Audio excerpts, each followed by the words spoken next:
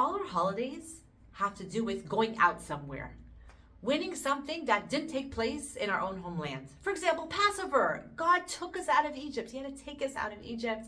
Splitting of the Red Sea. Also these huge, incredible miracles all happening by Egypt, outside Egypt. We have to leaving somewhere. We have Sukkot, which is also celebrating the idea that God took us out of Egypt.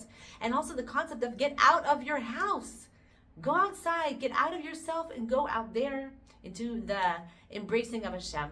We have Purim, which also like this crazy wicked leader and his crazy wicked minister wanted to destroy the Jews in Iran, and God saved us there. However, we have one holiday that takes place actually in the land of Israel, and that's Chanukah, which is coming up right now. We have the Greek army that invaded Israel. It took over, it conquered. And it's the one holiday where we don't leave. We actually stay put. So I was thinking about something, and I got a phone call from somebody the other day, and the person just started to scream at me, and they were screaming and screaming. Now, this is the relationship that I have, unfortunately, with this person. The person loses it a lot, and they scream a lot. And I was thinking, they're screaming at me, and I'm thinking to myself, I don't understand why. Like, what have I done? And then I asked the person, why are you yelling and screaming at me all the time? And the person said something very interesting. They said, I just want you to listen. I said, wait a minute. You just want me to listen to you screaming at me and swearing at me? This is what you want me to do? Just listen to you? And they said, yes.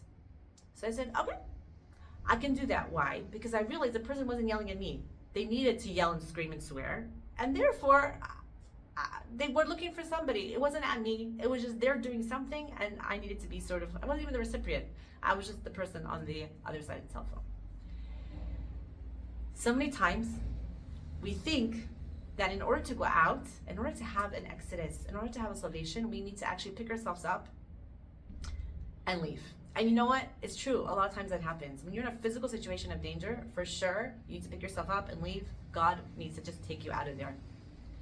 But when it comes to certain things that are emotional, when it comes to things that are spiritual, you might think that there's no possible way that staying here, I can conquer this battle. Staying here, I can find light. Staying here, I can find some way of maintaining myself, my identity, my essence, my trueness, my goodness, my own personal light when there's so much darkness around me. No, I must take myself out of there.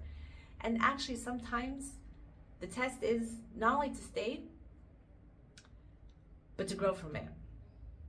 Hashem can do miracles, not only by taking us out of our struggles, but He does miracles by giving us the tools of how to deal with them where we are right now.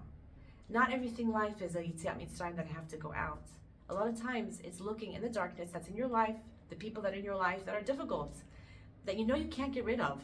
It's who you are, it's around you, it's what you're doing. You can't always make these changes. You can't always change location, change a job, change your family. Life is not always a disposable plate. And you are where you are. And the moment that you realize, wait a minute, I'm here in this situation, this person can't harm me. I have my own internal light.